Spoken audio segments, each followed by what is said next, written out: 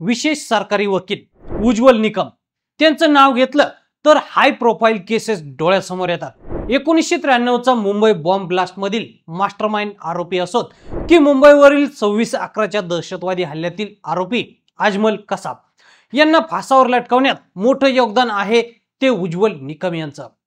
निकम यांनी केस घेतली म्हणजे निर्दयी आरोपींना शिक्षा होणारच हे ठरलेलं।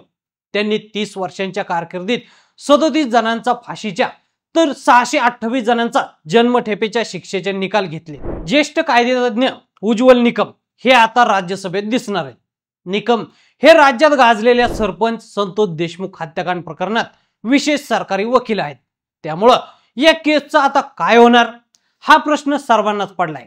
त्याबद्दल सविस्तर पाहूयात या व्हिडिओमधून। 1993 बॉम्बस्फोट खटल्यामुळे उज्ज्वल निकम यांचं देशभरात नाव। उज्ज्वल निकम हे मूळचे जळगाव जिल्ह्यातील, त्यांचं वकिलीचं शिक्षण जळगावमध्ये झालं। जळगावमधूनच वकिली सुरू केलेली। जळगाव कोर्टात ते सरकारी वकील होते। पण 1993च्या मुंबई बॉम्बस्फोट हल्ल्यानंतर उज्ज्वल निकम यांचं नाव हे देशाला माहीत झालं।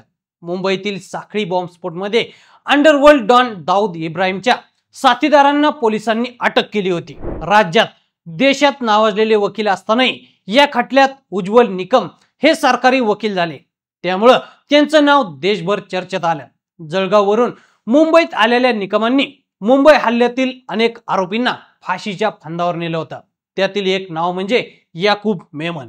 गुलशन कुमार मर्डर केस ते कोपर्डी प्रकरणात आरोपींना शिक्षा, गायक गुलशन कुमार मर्डर केस, खैरलांजी येथील हत्याकांड, अंजनाबाई गावित हत्याकांड, मुंबईवरील दहशतवादी हल्ला, शक्ती मिल अत्याचार केस, कोपर्डी अत्याचार आणि हत्या प्रकरण असे महत्त्वाचे खटले ते सरकारी वकील म्हणून लढले आहेत। याच महत्त्वपूर्ण कामगिरीबद्दल 2016 मध्ये त्यांना पद्मश्री पुरस्काराने गौरवण्यात आलं होतं। उज्ज्वल निकम यांची राजकारणात एंट्री पण अपयश। विधान परिषद किंवा राज्यसभेसाठी उज्ज्वल निकम यांचं नाव नेहमी चर्चेत येत होतं। मात्र देशात गाजणारे खटले लढणारे ॲडव्होकेट उज्ज्वल निकम हे 2024 ची लोकसभा निवडणूक भाजपकडून मध्य मुंबई लोकसभा मतदारसंघातून लढले होते। मात्र काँग्रेसच्या वर्षा गायकवाड यांच्या समोर त्यांचा निभाव लागला नाही। पराभूत झाल्यानंतर त्यांच्याकडे असलेले खटले त्यांनी पुढे चालवले। मध्यंतरी राज्यभर गाजलेल्या मस्साजोगचे सरपंच संतोष देशमुख हत्याकांड प्रकरणात विशेष सरकारी वकील उज्ज्वल निकम यांची नियुक्ती झाली। या खटल्यात वाल्मिक कराड हा आरोपी माजी मंत्री धनंजय मुंडे यांच्याशी संबंधित आहे। त्यामुळे हा खटला संवेदनशील आहे। मात्र आता निकम यांची राष्ट्रपतींनी राज्यसभा सदस्य म्हणून नियुक्ती केली आहे। त्यामुळे संतोष देशमुख हत्याकांड खटला ते लढणार का असा प्रश्न उपस्थित होतोय। मी विशेष कायदेतज्ञांसोबत चर्चा करून निर्णय घेणार। संतोष देशमुख प्रकरणावर विशेष सरकारी वकील म्हणून काम करू शकतो की नाही यावर अभ्यास करणार आहे। मी विशेष कायदेतज्ञांसोबत बोलणार असल्याचं उज्ज्वल निकम यांनी सांगितलंय। ज्येष्ठ विधितज्ञ कपिल सिब्बल, अभिषेक मनु सिंघवी, अरुण जेटली हे राज्यसभेवर होते। त्यानंतर त्यांनी सुप्रीम कोर्टात खटले लढले आहेत। दोन्ही भाग वेगवेगळे आहेत। त्यामुळे कायदेशीररित्या संतोष देशमुख हत्याकांड खटला लढण्यात ॲडव्होकेट उज्ज्वल निकम यांना अडचण येऊ शकत नाही असं मत पुण्यातील वरिष्ठ वकील आणि सरकारी वकील राहिलेले ॲडव्होकेट बाळासाहेब खोपडे यांचं आहे। ज्येष्ठ कायदेतज्ञ उज्ज्वल निकम यांनी अनेक खटले लढताना युक्तिवादात आरोपींच्या वकिलांना धोबी पछाड दिलेली आहे। आता ते राज्यसभेतही कायद्याच्या ज्ञानाच्या जोरावर विरोधकांचं नामोहरम करतील का?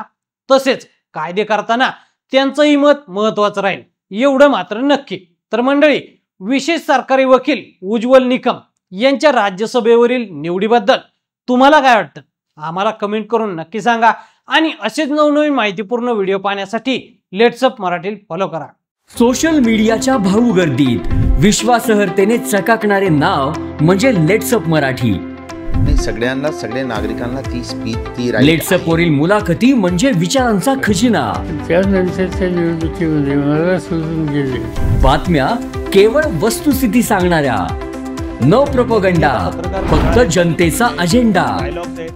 क्योंकि आने वाला कल जाने वाला है, जाने वाला कल आने वाला है। राजकारण, मनोरंजन असो की क्रीडा क्षेत्र, महाराष्ट्राची स्पंदने संवेदनशीलतेने टिपणारे माध्यम म्हणजे लेट्स अप मराठी। जगासोबत एक पाऊल पुढे राहण्यासाठी लेट्सअपचे ॲप, सोशल मीडिया आणि वेबसाईट सोबत कनेक्टेड रहा.